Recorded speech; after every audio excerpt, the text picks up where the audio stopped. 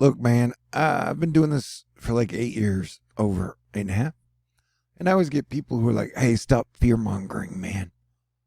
Well, A, if anything I do or say causes you to feel fear and you can't handle it, then it's more likely you should stop watching THORnews.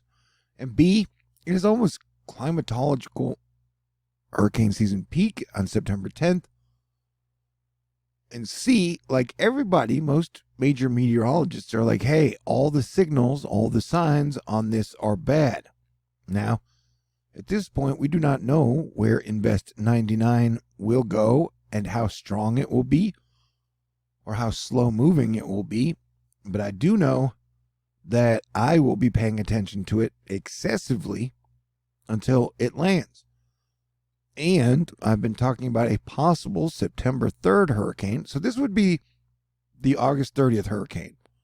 Right now, models have it going into Louisiana, and I think Texas, Louisiana, Alabama, Mississippi, and even a part of Florida need to pay attention to it until it gets there. Stay aware, be prepared, plan, prepare for the worst, pray for the best. And then I think we have probably another hurricane coming in after it. The September 3rd one. So we could have 2 hurricanes hitting the United States in 1 week. So now is the time. Even now, you've got less than 100 hours to prepare for the landfall on Invest 99 when it turns into a hurricane. And yeah, sure, there's a chance it could just go poof, like a fart in the wind, and just disappear.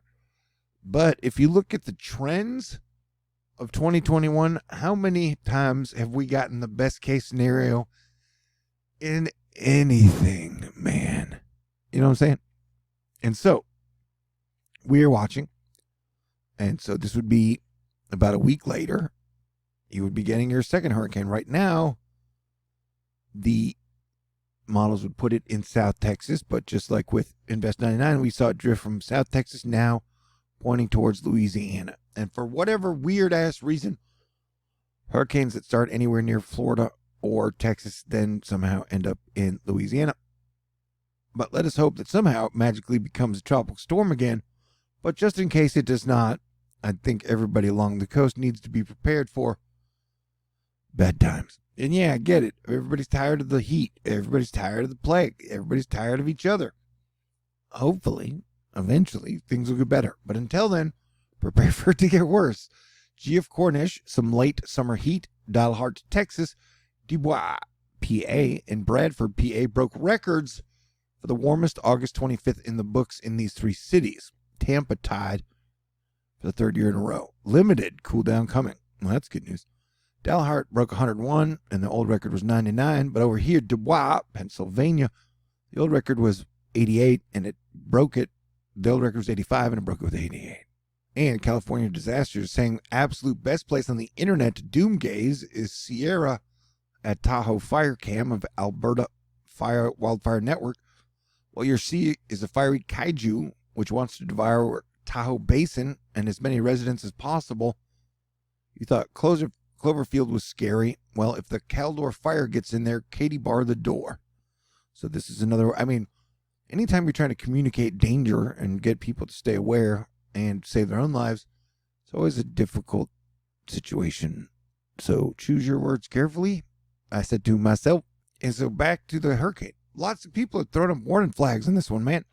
Anthony Macelio, super smart guys, Asteroid Fight Club All-Star, and Philip Pappin, another Asteroid Fight Club All-Star, referred to this as a buffer. Watch the upstream Tut-induced 850 millibar wind convergence over the Gulf of Mexico upstream from 99L create a wall between the incoming moisture from the Caribbean and drier conditions to the west. This protects the tropical cyclone, the 00Z GFS forecast through hour 48. And so we're seeing a lot of signs that this could definitely be a slow, extremely rainfall, and possibly strong hurricane, man, coming in less than 100 hours. And these rainfall totals are no joke. The yellow is 15 inches. And even the beige is like 10 inches. and then orange is 7. So if you put 15 to 7 inches from here to there, that's, and even 5 up here, that is a shiz ton of rain, and then you have another hurricane coming a week later. Clearly, you can see it would be a problem. And I had talked about for months that the period around the 27th, with like a week before, a week after, would be when like wildfire season was peaking, the plague was peaking, the hurricanes were peaking. We were going to get, and people not liking each other was going to be peaking at the same time. So we were going to have to asteroid fight cloud, but as much as possible and stay cool as possible, bro. And so, dear God, if you don't like my style, don't watch my videos. Yeah, so I'm trying to perk up like a buttercup. And you're awesome, if I mentioned that. Lots of people are pointing out that the consensus seems to be it's going to be a hurricane and possibly a fairly strong one. And so most models are guessing it will be between Category 3 and Category 2. And anything over tropical storm is considered strong in my book. And the bad, sad news is it's like super hot bathtub water in the Gulf of Mexico, especially up by Louisiana. Brady, who's super awesome, does a great job. If 99L splits parts the seas like Moses did, or land in this case, meaning that if it pops through here with no land interaction, that would be very bad.